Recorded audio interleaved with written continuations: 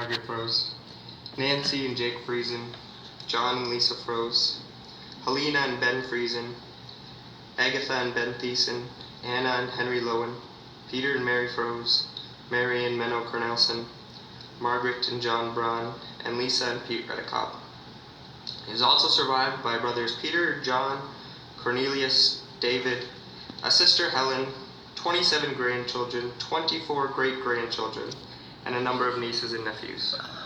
He was predeceased by a son David, a daughter Tina, a daughter-in-law Susan, 2 infant daughters, and a number of brothers and sisters. He was born in Chihuahua, Mexico on July 24th, 1930, son of the late Henrik and Helena Froese.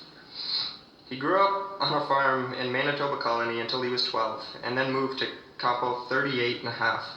He was baptized upon his faith and received as a member of the Old Colony Church. He married the love of his life on June 10, 1951, and moved to Campo 61. In the mid-60s, he was excommunicated from the Old Colony Church for using rubber tires. This did not shake his faith, however, and after moving to Santa Rita at Campo 82 in 1966, he became instrumental in getting the Kleingemeinde to start a school and later on a church. He took his family to Ontario for field work in the summer of 1974 for the first time, and went again the following year. On February 27, 1975, tragedy struck in the form of a house fire, and they lost their daughter Tina, who died of her injuries the next morning. In 1987, they made the big move to Elmer, Ontario. He found work with Leonard Jones Farms, and later welded at Bart's in manufacturing until he retired in 1993. Life took a traumatic turn in 1995 when his wife Agatha suffered a stroke and was left paralyzed. But fueled by his limitless love and strong faith, he went on smiling and enjoying life.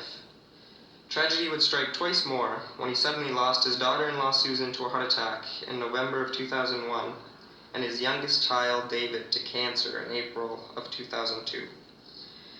He moved into Chartwell in May of 2011, and in October of 2014, he lost his wife.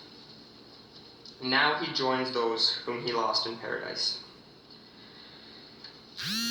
And I was also asked to share a little bit of a personal thought on Grasspapa from my point of view. And so when I think of Grasspapa, there's always a few things that jump to mind. His harmonica,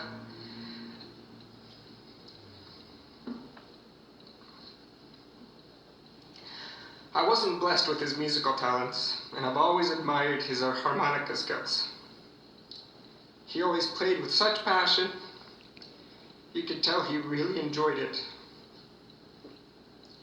That's probably because as a kid, he had to sneak behind the barn to play because it was forbidden.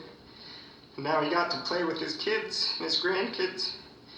He cherished every moment of it.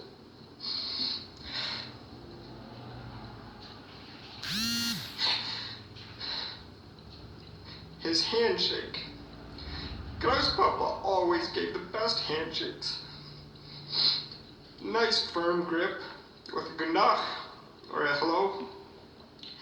But I think what made it the best is because when he shook your hand, he meant it from the heart, always with a smile on his face, as if he was saying, today's a good day, because I get to shake your hand. I'm really gonna miss those handshakes.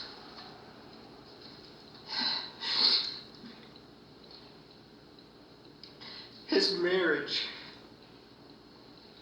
Grasspapa had a heart of gold. When I think of husbands I want to be like, I always think of Grasspapa. That man loved his wife with every last bit of himself. The only criticism I've ever heard thrown Graspapa's way as a husband was that he did too much for Grasmama. When Grasmama needed something, and that was often due to her condition, he did it. It didn't matter how much pain he was in. He wrecked his knees, his back, his whole body, taking care of her. Even at Chartwell, The nurses had to put beepers all over the place because when Grouse Mama needed something, even in the middle of the night, she'd always call for Grouse Papa, not the nurses. And I wondered, why did she do that? Did she not know how much pain Grouse Papa was in?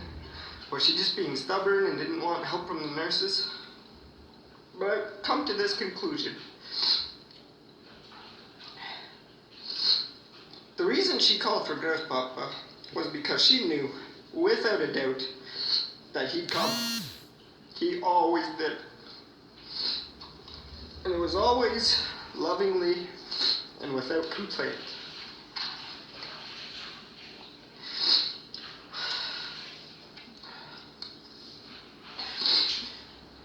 When Grouse Mama died, Grouse Papa actually felt guilty that he wasn't able to help her breathe. There was absolutely nothing he wouldn't do for that woman.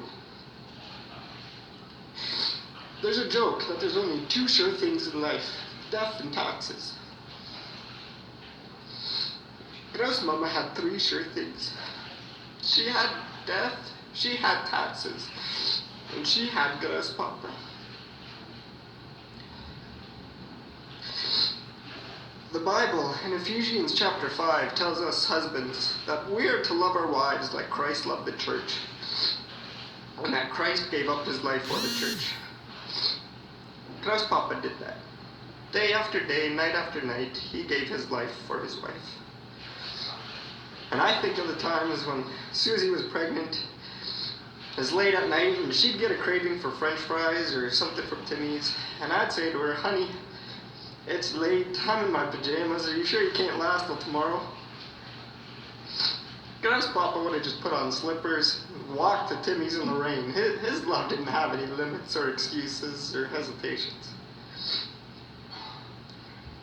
Just yesterday, talking to Uncle Pete, I learned how Grouse Papa dedicated his life to Christ. He was farming, he was driving his tractor, and he was thinking to himself. He stopped and got out, kneeled beside his tractor, and made the most important decision of his life. It seemed so simple, a farmer with his tractor, yet something extraordinary happened. When Uncle Pete told me that, I thought of what a perfect picture of Grouse Papa that was. He seemed so simple from the outside, but he was extraordinary on the inside. He had an extraordinary heart, an extraordinary love. When someone dies, there's always the matter of inheritance. Grouse Papa didn't have a lot of money or possessions to leave behind, but he left us with something far more valuable. He left us with an example that we would all be wise to follow. He never held grudges. He rarely, if ever, complained. And he was never concerned with getting what he thought he deserved. He just loved. He loved without limits. And that's what made this seemingly simple man so very extraordinary in the eyes of this grandson.